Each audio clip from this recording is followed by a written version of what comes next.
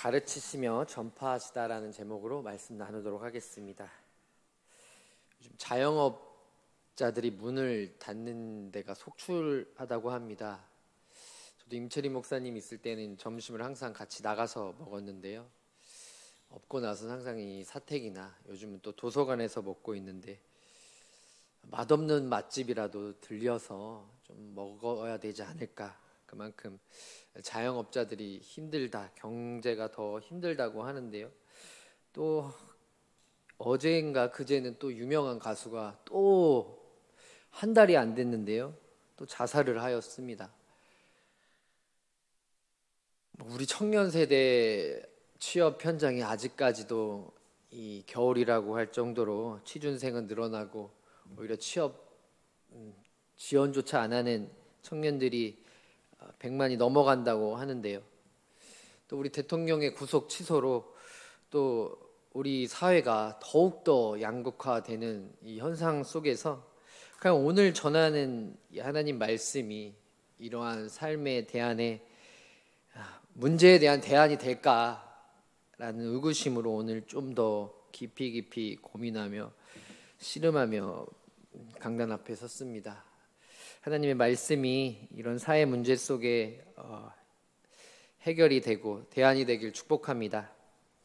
우리 매일 성경에서는 본문이 누가복음인데요. 오늘 읽은 성경은요 마태복음입니다. 우연치 않게 또 제가 계속 서게 되면서 우리 크리스마스 전에 우리 예수님의 탄생 시리즈로 이렇게 이어서 쭉 이어가다가 이왕 그냥 할 바에 마태복음을 쭉 가자 한 게 이번 매일 성경과 좀 같이 겹쳐 있는데요. 마태, 마가, 누가 같은 관점에서 본 복음서라고 합니다. 우리 1학년 친구가 목사님 그게 공감복음입니다 라고 똘망똘망한 우리 윤원 어린이가 이야기했는데요. 공감복음, 같은 관점에서 본 복음입니다. 새 복음서는 예수님의 생애와 사역을 기록하는 방식이요 비슷하다는 거예요. 사건이 또 반복적으로 등장한다는 거죠. 그러나 각각의 복음서가 강조하는 거는요 대상과 주제가 다릅니다. 초등부 설교할 때랑 우리가 어른들 설교할 때가 다른 것처럼요 책을 쓸 때도 이 독자들을 유념하면서 썼다라는 거죠. 마태는요 유대인들을 대상으로 썼습니다. 자신의 동족인 유대인 예수님을 다윗의 자손인 메시아로 강조합니다. 저도 최씨지만 어르신들 이렇게 자기 집안 가문에 위대한 사람들이 있으면 좋잖아요. 그런 것처럼 우리 종족의 자손 중에 다윗의 자손인 메시아가 온다라는 것을 강조하기 위함입니다. 우리 마가복음은요 로마인들을 대상으로 했어요. 짧고 힘찬 서술입니다. 뭔가 이렇게 압축해 놓은 것처럼 마태복음이 한 28장이고 누가복음도 긴 장이지만요 마가복음 한 16장으로 돼가지고요 아주 짧고 핵심적인 것만 예수님의 능력과 행동을 강조하는 내용을 적어놨습니다. 우리가 매일 성경으로 보는 누가복음 헬라인을 대상으로 해서요 예수님의 인간 대신 인성과 특별히 이 가난한 자, 소외된 자 예수님의 불쌍히 여기시는 이 긍휼을 강조합니다. 그리고 담임 목사님이 꽤 오랫동안 주일마다 설교하시는 요한복음 공감복음이랑은 다르게요 목사님 설교를 어떻게 듣고 계신지는 모르겠지만요 이 요한복음은 조금 어렵습니다. 조금 난해합니다. 왜냐면요 이 신학적인 깊이가 있어서요 같은 말도 이게 무슨 말인지 막 이렇게 꼬아온 것 같기도 하고요. 하지만 핵심은요 예수님의 신성을 강조합니다. 우리 2장에 나오는 가나의 혼인잔치 기적을 일으키시는 주님 기억나시죠? 그러면서 이 수미상강 병렬 구조라고 하면서요 독특한 구조와 내용을 가지고 있어요. 예수님은요 오늘 본문으로 들어가면 주로 갈릴리, 사마리아, 시돈, 두로 등 유대 사회의 중심지뿐만 아니라 이 변방까지도 다니셨습니다. 로마나 마게도니아 같은 먼 곳은 가지 않았습니다. 하지만 우리 본문 23절에 상반절에 보니까요, 예수님이 두루 다니셨다라는 표현이 나오는데요. 이건요, 장소에 구애받지 않고 누구든지 만나셨다라는 거예요. 설교 서두에도 우리 사회가 지금 양극화돼 있지 않습니까? 이쪽 파 저쪽 파 하면서 극심한 분열, 꼭 정치적인 걸 떠나서 이 빈부격차도 크고 여러 가지 이 지역 대립도 큰 우리 대한민국 사회인데요. 이와 반대로 예수님은 이런 것들을 초월하여 사람을 차별하지 않으셨습니다. 잘 아는 요한복음 4장에 사마리아 여인, 마가복음 5장에 거라사 광인 등 소외된 자들에게 우리 주님은 다가갔습니다. 예수님은 하나님이셨지만요, 사람이 돼서요, 우리와 동일한 감정을 경험했어요.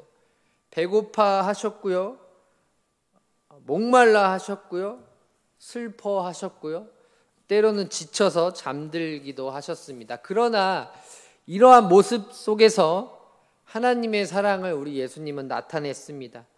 말씀을 선포했고요, 병자들을 고쳤으면서요, 우리를 백성을 섬겼습니다. 예수님께서는 갈릴리 전역을 다니시며 3가지 핵심 사역을 수행합니다. 가끔씩 교회에 돌아다니면 담임 목사님들의 가치관들이 교회 문 앞에 붙어 있는 것들이 보이는데요.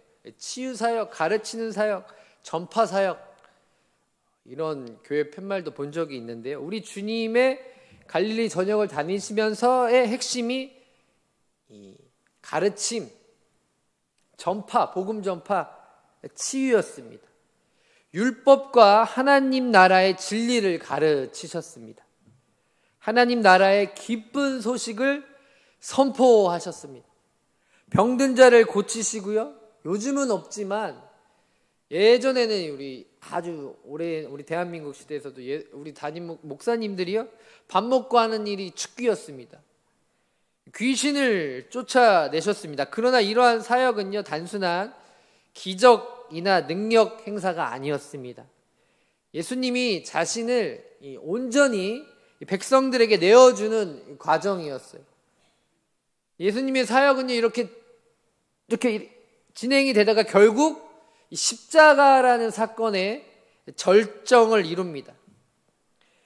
앞으로 이제 주일 설교 때 다가오겠지만요, 요한복음 19장 30절에서 예수님께서 십자가에서 다 이루었다, 헬라어로 테텔레스타이라고 하십니다. 가르치는 사역, 복음 전파, 치유 사역, 이 모든 사역의 절정이 십자가 사역인데요, 이 십자가 사역 속에서 우리 주님이 컴플리트, 완료했다라고 합니다. 자기 자신을 내어준 것을 의미합니다. 단순한 죽음이 아니라요, 우리를 위한 이 희생 제물이 되신 사건입니다. 이사야가 예고했죠. 그는 볼품도 없지만 어린 양 같고 죄 없지만 우리의 질고를 지고 싸매어셨도다. 할렐루야. 예수님의 치유 사역도요, 단순히 사람을 고치고 회복시키는 것을 떠나서 그 궁극적인 이면에는요, 우리 주님이 자신을 내어주는 사랑의 과정이 있었습니다. 최근에 한 아주머니가 와서 이제 자신의 이제 처한 상황을 얘기하더라고요. 결론은 이제 아들의 여러 가지 뭔가 이렇게 학비 관련해서 돈이 없어서 한 7만 원 정도를 이렇게 요구하는 상황이었는데요. 저도 듣다가 나중에는 또 돈인가 뭐 이렇게 생각을 했는데요.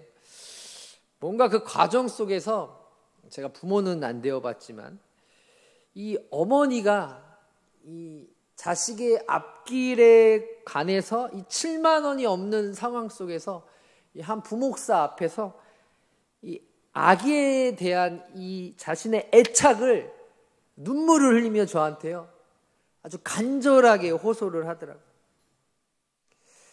이처럼 예수님은요, 부모가 자식을 애틋하게 사랑하듯이 자신의 시간과 에너지, 심지어 이 생명까지도 우리를 위해 내어 주셨습니다. 예수님의 치유가 이런 육체적인 회복을 넘어서요, 죄와 죽음으로부터의 해방을 의미하기 때문에 아까 설교 도입에 대한 이런 사회적인 문제, 개인적인 문제에 대한 대안이 되지 않을까 싶습니다. 우리 주님은요, 사람들에게 단순히 가만히 있으라고 하지 않고요, 자신이 누군지를 드러냅니다. 요한복음에 보면 그러한 표현들이 더 많이 나오는데요, 이러한 걸 신학적인 용어로요, 자기 계시라고 합니다. 신학교 가면 이런 것들을 많이 배우는데요, 우리가 예수님을 알아가는 것 자체가 하나님의 자녀로서의 기쁨이지 않습니까? 이것이 복음의 핵심이라는 것입니다.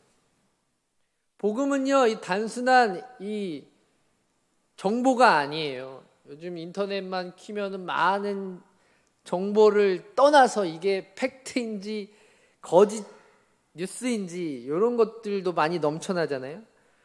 복음은 역사이긴 하지만 단순한 정보가 아니라 예수님 자신이 곧 복된 소식, 복음이라는 것입니다. 쾌락 신학자라고 하는 우리 존 파이퍼 목사님, 하나님이 곧 복음이다라는 것처럼 우리 예수님이 복음이라는 것입니다. 우리 신앙은요, 단순히 예수님의 가르침만을 배우는 게 아니라요, 예수님이 누구신지를 알아가면서 우리가 예수님을 통해 변화되는 것입니다. 할렐루야. 변화되어 가고 있으십니까? 예수님은 단순히 기적을 행하는 분이 아닙니다. 현대에 우리 기적은 멈추었지만 기적이 끝이 아니라는 거죠. 예수님의 모든 삶과 가르침 자체가 이 복음이었다라는 것입니다. 그 중에서도 예수님의 가르치심은요, 본문 23절 상반절에서 회당이라는 이 장소 안에서 특별한 의미를 지닙니다. 우리가 지금 이 건축된 교회 안에서 복음을 전하잖아요. 예수님께서도 그때 당시에 회당에서 가르치셨는데요, 이것은요, 단순한 예배 활동이 아닙니다. 위험을 감수한 복음 선포였어요. 가끔씩 복음 왕, 전도왕들 간증하는 거 보면요, 열정이 너무 넘쳐나서 때로는 이 점치는 무당들에게도 막 복음 전하다가 막 쌍욕 먹고 찬물 끼얹음 받고 뭐 이런 간증들 인터넷에서 좀 본 것 같은데요, 예수님이 회당에서 복음을 가르쳤다라는 것은요, 마치 기독교인이 무슬림 사원 가서 절에 가서 스님에게 복음을 전하는 것과도 거의 비슷했습니다. 당시 회당은요, 유대 사회의 중심지였어요. 예수님을 핍박하는 세력들이 모인 곳이었습니다. 예수님은요, 자기 동족에게 핍박을 받았어요. 그럼에도 불구하고 예수님이요, 회당에 가르치신 이유가 있습니다. 이 회당이라는 곳이요, 유대 지도자들의 권위가 작용하는 장소였기 때문이에요. 예수님의 가르침은 기존 유대 지도자들의 해석과 권위에 도전하는 것이었어요. 율법의 참된 의미를 주님이 설명하고요, 종교 지도자들의 위선을 지적했고요, 결국 생명의 위협을 받으셨습니다. 세례 요한이 자기는 왕에게 복음을 전하다가 감옥에 갇히지 않았습니까? 예수님은 가난하고 소외된 자들에게만 복음을 전한 것이 아니라요, 이렇게 자기를 반대하는 위선자들에게도 당당히 나가서 진리를 전포하셨습니다. 성도님들도 이런 담대함이 있으십니까? 저도 지난주에 설교를 전하고 계속 복음을 못 전한 것만 이야기를 해서 이번 한 주간은 복음을 전하려고 노력했는데요, 제가 복음을 전한 대상들이 어린아이, 할머니, 할아버지. 오늘은 할아버지에게 복음을 전하니까 차대역 집사님 아니냐고 저한테 물어보더라고요. 위혜자 권사님 이야기도 하시면, 위혜자 권사 혹시 미장원 하셨습니까? 인상 찌푸리고 담배 피고 또 여러 명이 있는 그들에게는 복음을 잘 못 전하겠더라고. 최근에는 저에게 뭔가 이렇게 인터넷 하라, 보험 들라고 전화하는 사람들 가끔씩 성도님들에게도 오지 않습니까? 저에게도 또 전화가 또 왔어요. 그래서 바로 하자, 시간도 없으니까 인터넷 안 합니다 이렇게 하면은, 그래도 용기 있는 이 텔레마케터들은요, 고객님 하면서 이렇게 좀 더 이렇게 나가는데요, 이분은 저처럼 소심했나 봐요. 인터넷 안 합니다. 네, 알겠습니다 하고 말했거든요. 혹시 성도님들 복음 앞에서 소심하십니까? 담대하십니까? 우리 주님은 복음이 핍박 속에서도 전파되어야 함을 오늘 이 짧은 회당이라는 장소를 통해서 몸소 우리에게 보여주신 모범이 되셨습니다. 두려움을 이기고 복음을 전하셨기에 회당에서의 가르침은요, 복음에 두려움을 이기고 복음을 전해야 하는 우리 2000년 후를 살아가는 현대인들에게 도전이요, 복음 전도자의 모범이 된다는 것입니다. 또 예수님은요, 복음은 모든 사람을 위한 것이라고 했어요. 가난한 자들과 연약한 자들뿐만 아니라 왕족과 귀족들에게도 전했습니다. 그러나 역설적으로 우리 메시아를 기다리던 유대 지도자들은요, 정작 메시아를 배척하고 죽음으로 몰아갔죠. 회당에서의 가르침은요, 두려움을 극복하는 한편 모든 장벽을 뛰어넘는 복음의 본보기를 보이신 예수님을 의미하고 있습니다. 성도님들, 복음은 위험을 감수할 가치가 있는 진리라고 믿으십니까? 그렇다면 오늘 예배 후에 소심함을 넘어 하나님, 내게도 예수님과 같은 복음을 담대히 전파하게 해달라고 간구하고 응답받고 돌아가는 수요 예배의 성도님들에게 축복합니다. 로마서 10장 10절에서요 11절에 보면은 예수님의 가르침이 단순한 정보 전달이 아니라는 것을요 바울이 로마 교인들에게 이야기합니다. 사람이 마음으로 믿어 의에 이르고 입으로 시인하여 구원에 이르느니라. 성경이 이르되 누구든지 그를 믿는 자는 부끄러움을 당하지 아니하리라. 할렐루야. 예수님의 복음은요, 진리를 깨닫고 죄의 억압에서 해방되는 능력입니다. 예수님의 가르침은 우리가 마음으로 믿고 입으로 시인하여 구원에 이르게 하는 생명의 말씀입니다. 단순한 교훈이 아니에요. 우리 잠언에도 세상을 살아갈 수 있는 격언, 솔로몬의 지혜, 하나님이 주신 잠언 말씀도 있는데요, 우리 주님의 가르침은요 권세 있는 지식이었습니다. 그래서 이 말씀이 사람들 안에 들어온다면요 삶이 변화되고 열매를 맺는 과정이 시작됩니다. 예수님께서는 오늘날도 말씀과 교회를 통해 성도들에게 계속 가르치고 계십니다. 그래서 바울은요 빌립보서 3장 7절에 빌립보 교인들에게 나는 예수 외에는 알지 않겠다. 예수님을 아는 지식이 가장 고상함이라 라고 강조했습니다. 주님의 말씀은요 단지 듣고 끝나는 것이 아니라 진리 가운데 거하고요 삶에서 행하며 열매를 맺어야 합니다.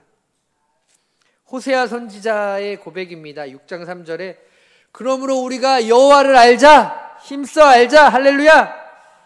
히브리서 기자가 12장 2절에 믿음의 주요 온전케 하시는 예수 그리스도를 깊이 알라. 할렐루야. 구약은 오실 예수님을, 신약은 오신 예수님을 보여줍니다. 즉 성경 전체가요 핵심이 예수 그리스도라는 것입니다. 예수님의 삶의 사역을 공생애라고 하잖아요.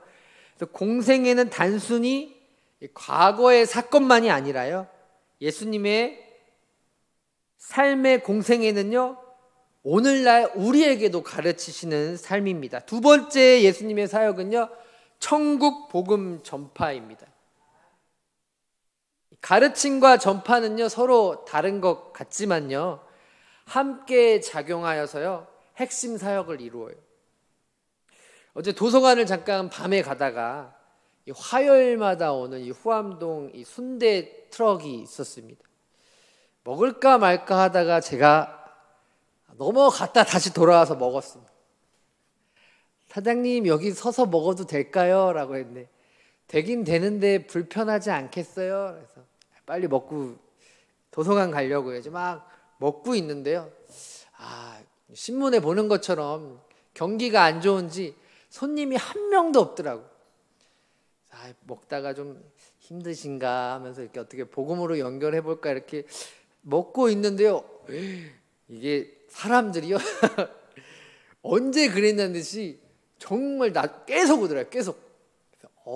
사장님 어떻게 그래도 영업을 잘하셨는지 사람들이 끊이질 않네요. 라고 하니까 제가 매주 화요일마다 1년 동안 여기 후암동 여기서 왔다고 해가지고 단골도 모집하고 그렇게 했다고 하더라고요. 저도 보니까 일주일마다 한 번씩 본 것 같습니다. 가만히 있는 이 트럭의 광고판, 냄새, 이런 것들이 이 사람들을 끌어모으는 이 전파 역할을 했는데요. 오늘 우리 복음의 어느 순대집 가니까 순대는 사랑이다 라고 한 것처럼 먹는 것조차도 사랑이 들어가 있는데, 주님의 가르침이 진리를 깨닫게 하는 것이라면요, 전파, 이 복음 전파는요, 주님의 생명력을 확장시키는 겁니다. 예수님은요, 복음 전도의 첫 번째 전파자였어요. 첫 번째 전도자였습니다. 그 다음이 베드로와 바울을 비롯한 제자들이었어요. 그 뒤를 따르는 사람들이 우리입니다. 할렐루야. 사도행전 1장 8절에 우리 NK 단기 선교 가시는 우리 위원장님이랑 목사님 계시는, 오직 성령이 너희에게 임하시면 너희가 권능을 받고 예루살렘과 온 유대와 사마리아 땅끝까지 내 증인이 되리라. 할렐루야. 우리 NK 가서 증거하는 것도 좋지만요, 우리 이 자리에서 증거하길 소망합니다. 예수님께서 천국 복음을 전하신 것은요, 우리 또한 그 복음을 듣고 생명의 도를 얻게 하시기 위함입니다. 다른 사람도 살려야 하지만 우리부터가 이 생명의 도를 다시 한번 믿으시길 축복합니다. 이 복음은요, 그리스도의 도라고 해요. 생명의 도라고 합니다. 부활의 도, 천국의 도라고 합니다. 도를 믿으십니까? 이게 아니라요, 예수님이 도라는 거예요. 이 복음 안에는 생명이 있다라는 겁니다. 부활이 있다라는 거예요. 천국이 있다라는 겁니다. 그래서 우리가 담대할 수 있다라는 것입니다. 어떤 목사님은요, 이 믿음으로 믿음에 이르는 것, 은혜 위에 은혜, 영광에서 영광에 이르는 것이라고요. 이게 복음의 특징이라고 합니다. 우리 믿음은 스스로 만들어낼 수 있지 않습니다. 믿음은 선물이라고 바울이 말하지 않았습니까? 하나님께서 주시는 선물이에요. 이 선물에 대해서 우리 주일이 올 때까지 감사하길 축복합니다. 이 은혜는요, 절대적이고 불가항력적인 은혜입니다. 복음은 그리스도의 말씀이지만요, 이 복음이요, 전하는 자가 있어야 전파가 됩니다. 성도님들도 누군가로부터 듣고 오시지 않았습니까? 그러기 위해서는요, 이 복음을 먼저 깊이 알고 경험해야 합니다. 저도 담대히 복음을 못 전하는 제 자신을 보면서요, 내가 복음을 잘 모르고 있구나라는 걸 요즘 절실히 느끼고 있습니다. 성도님들, 복음을 정확히 잘 아시길 축복합니다. 이것이 선교사의 본질적인 역할입니다. 예수님께서 전하는 진리는요, 변함없는 절대 진리입니다. 그 진리를 통해 우리가 구원에 이를 수 있는 겁니다. 그래서 바울은요, 어린 아들 같은 디모데에게 디모데후서 1장 10절에 이제는 우리 구주 예수 그리스도 예수의 나타나심으로 말미암아 나타났으니 그는, 예수님은 사망을 패하시고 복음으로써 생명과 썩지 아니할 것을 드러내신지라라고 말합니다. 디도에게는요, 1장 3절에 디도서, 자기 때에 자기의 말씀을 전도로 나타내셨으니 이 전도는 우리 구주 하나님이 명하신 대로 내게 맡기신 것이라 말합니다.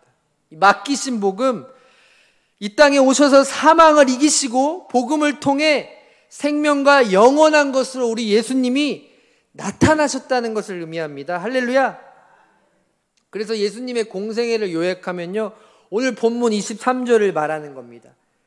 예수께서 온 갈릴리에 두루 다니시며 그들의 회당에 가르치시고 천국 복음을 전파하시며 백성 중에 모든 병과 모든 약한 것을 고치시니라. 할렐루야. 우리는요, 권사님들 이제 많이 연로하셨지만요, 주님 가는 그 날까지 제자들이 예수님께 이어받은 이 사역을요, 소심한 저도 이번 주부터 어린아이 할머니 할아버지에게 복음을 전한 것처럼요, 우리가 감당해야 할 사명임을 알고 작은 전도 대상자부터 복음 전하기를 축복합니다. 왜냐하면 이 복음은요, 생명을 살리는 능력이 있기 때문입니다. 복음 전파는 단순히 말씀을 전하는 것이 아니라요, 사람을 살리는 능력이 있습니다. 이번 주가 우리 매일 성경이 선한 사마리아인 본문인데요, 그것처럼 와서 그런지 우리 후암시장에 또 할아버지가 술 취해 있더라고요.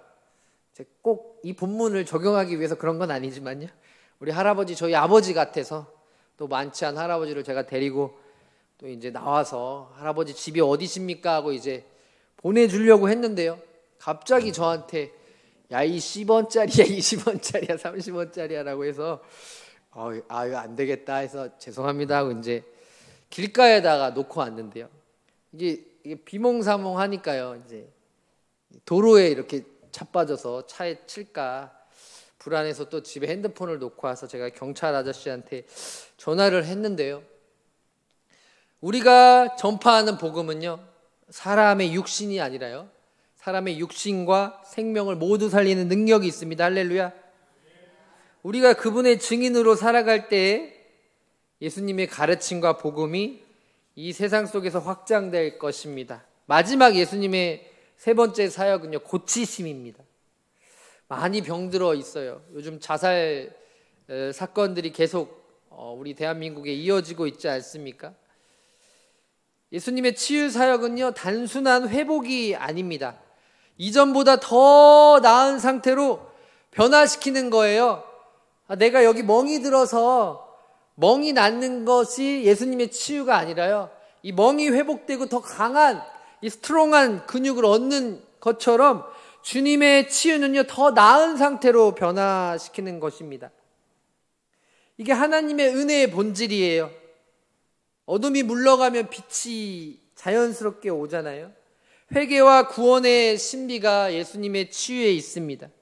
예수님은 모든 병과 약함이 근본적으로 죄에서 비롯됨을 지적했어요.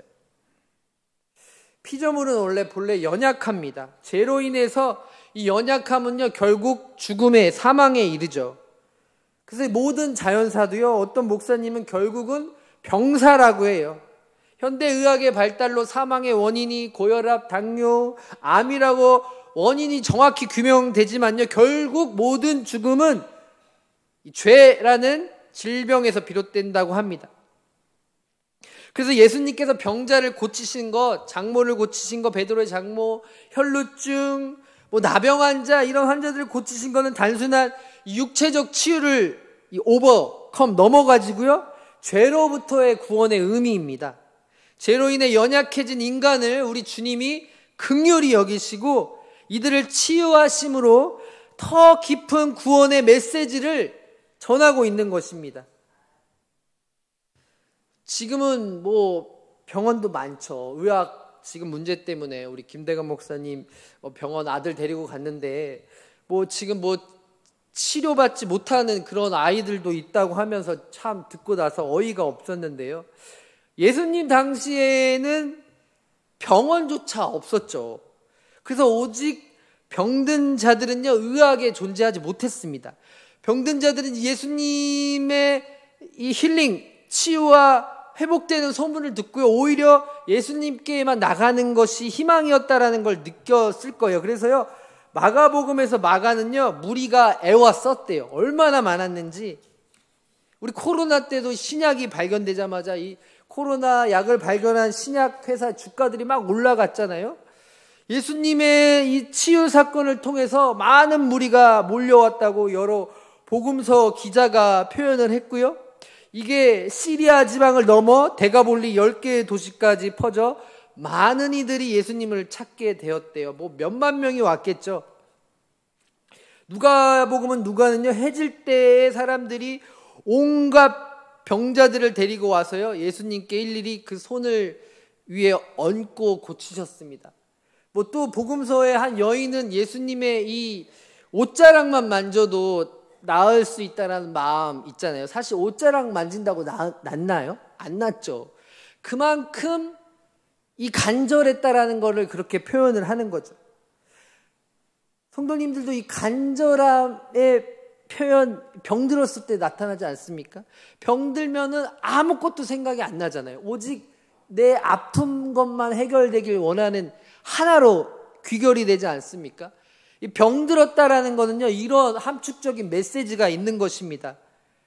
오직 예수님만이 나의 궁극자라는 이 여러 서술적인 내러티브가 있다라는 것입니다. 귀신들이 나갑니다. 예수님을 하나님의 아들로 인정하는 장면이 나옵니다. 결론적으로 이 세 가지 주요 사역은요, 가르침, 전파하심, 고치심, 모두 우리의 영혼과 육체를 구원하기 위한 주님의 사역이었다라는 거죠. 할렐루야. 그 절정이 예수님의 십자가 죽으심과 부활에 있습니다. 할렐루야. 그래서 우리는 예수님을 만나기 전에 주님의 가르침을 받길 축복합니다. 그리고 우리에게 진리를 가르치시고 복음을 전파하시며 연약함을 치유하신 분이 예수님이라는 걸 믿으시길 축복합니다. 이 말씀으로 맺겠습니다. 수고하고 무거운 짐진 자들아 다 내게로 오라. 마태복음 11장 30절. 주님의 멍에는 가볍고요, 우리의 멍에는 무겁습니다. 주님의 멍에를 매길 축복합니다. 기도하겠습니다. 죄로 물든 연약한 우리를 구원하여 주신 주님, 가르치고 전파하시고 치유하신 그 사역의 이면에는 우리 주님이 구원자요 메시아심을 십자가 사건으로 나타내셨습니다. 하지만 우리는 믿음이 연약하여 주님이 가르침을 잊어버릴 때가 많고요, 복음을 담대히 전하지 못할 때가 많습니다. 또한 주님의 치유 사역을 온전히 신뢰하지 못할 때가 많사오니 주님 이 시간 용서하여 주시고 주님의 이 3대 가르치신 사역, 고치신 사역, 전파하신 사역을 본받아 나도 주님을 따르는 예수 따름이 제자가 될 수 있도록 우리 수요 예배자들을 축복해 주시옵소서. 예수님 이름으로 기도합니다. 담임 목사님 나오셔서